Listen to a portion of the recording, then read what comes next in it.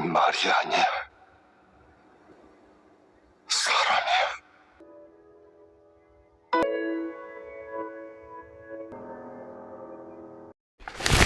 Squid Game Season 3 melanjutkan kisah dari Season 2. Di episode pertama, penonton akan disuguhkan kondisi para pemain setelah pemberontakan terhadap frontman yang gagal. Hanya Seong Gi-hun yang selamat, atau lebih tepatnya sengaja, diselamatkan, karena ia adalah otak dari pemberontakan tersebut. Permainan berlanjut, para pemain tewas satu persatu. Hingga tersisa 2 orang di akhir, Gi-hun, dan seorang pemain baru yang muncul di tengah-tengah permainan. Permainan pertama Season 3 adalah sebuah game dengan pemain dibagi menjadi 2 tim merah dan biru.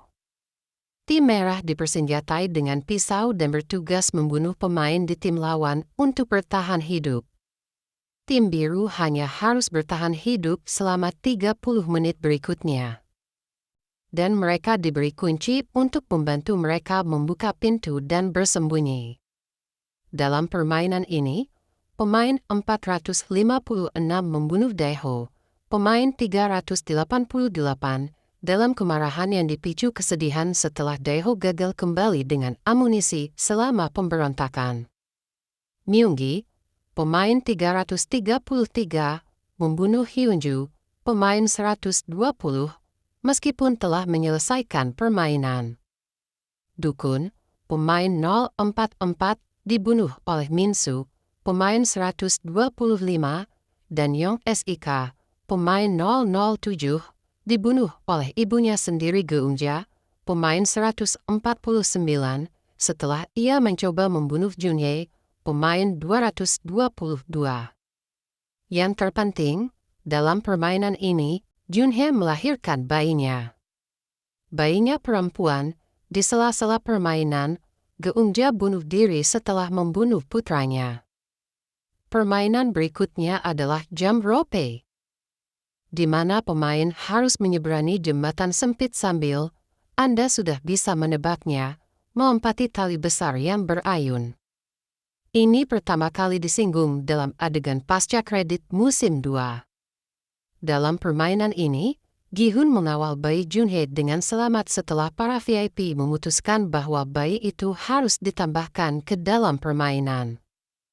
Namun, Namgyu, pemain 124, terbunuh, dan Junhye, yang terkilir pergelangan kakinya di permainan sebelumnya, melompat ke kematiannya daripada mencoba permainan. Frontman memutuskan bahwa bayinya akan menggantikannya sebagai pemain 222. Setelah ini, frontman memanggil Gi-hun untuk bertemu langsung dan menawarkan pisau kepadanya untuk membunuh finalis lainnya saat mereka tidur, setelah mereka memilih untuk melanjutkan permainan.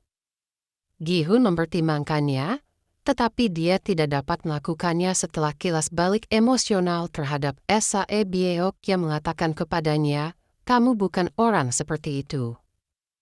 Namun, dia tetap memegang pisau itu. Permainan terakhir disebut Squid Game in the Sky, dan pemain harus mendorong setidaknya 1 orang hingga tewas per ronde dari sebuah bangunan tinggi.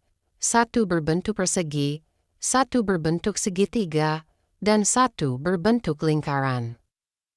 Di ronde pertama, Minsu terdorong dari tepi. Di ronde kedua, para finalis gagal memisahkan Gi-hun dan Baby 222, dan Myunggi, ayah bayi itu, menyerang mereka. Ia bekerja sama dengan Gi-hun dan dalam pertarungan berikutnya, semua finalis lainnya kecuali mereka berakhir tewas. Itu berarti salah satu dari mereka harus tewas di ronde terakhir. Myunggi berbalik dengan sangat cepat ke arah mereka berdua dan meminta bayi itu, berencana untuk membunuhnya dan memenangkan permainan untuk dirinya sendiri. Gi-hun, yang selama ini melindungi bayi itu, melawan.